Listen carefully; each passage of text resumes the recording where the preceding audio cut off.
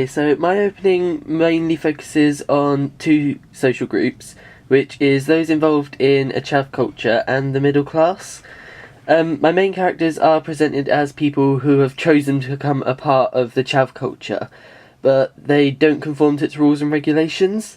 The characters are supposed to be middle class, and they've joined the culture as they feel it gives them a sense of identity and a feeling of belonging.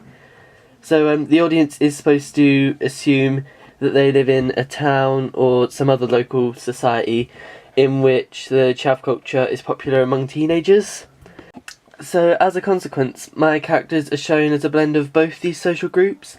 For example, Girl 1 is prepared to take part in the activities with her fellow peers who are also involved in the chav culture, but she refuses to dress like them, whilst Girl 2 is the opposite. She dresses like them, but she refuses to take part in the activities.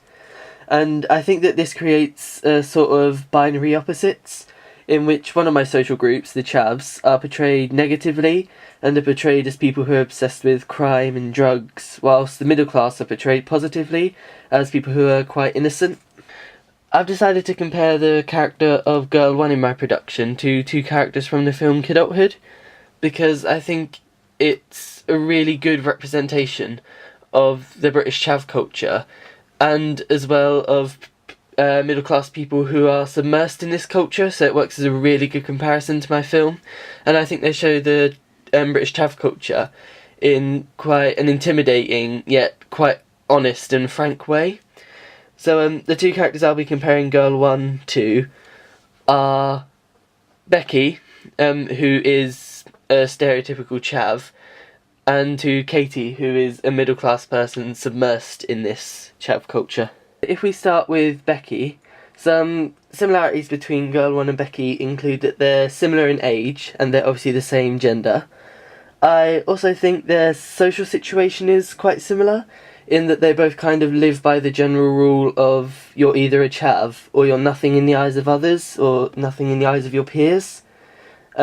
Girl 1 is also willing to take part in the activities involved in the chav culture, just like Becky.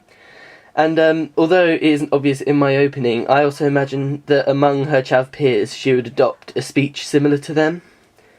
But also there are ways in which she's not similar to her, which is mostly the way she dresses and the way she has her hair and makeup, which is quite middle class, as most of my audience pointed out in the audience feedback process.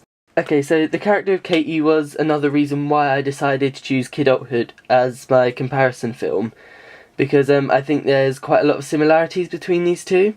So for example, once again, they're similar in age and they have the same gender. And their social situation is also similar, in that they're both middle class, but they're submersed in this chav culture.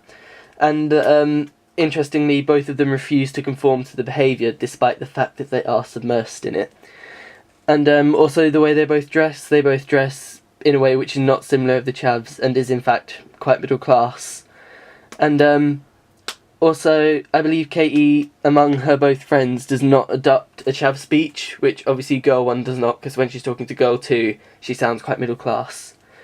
And obviously, of course, once again, there are differences between them. For example, Girl 1 is willing to take part in the activities associated with the chav culture, where Katie doesn't seem as willing to do so.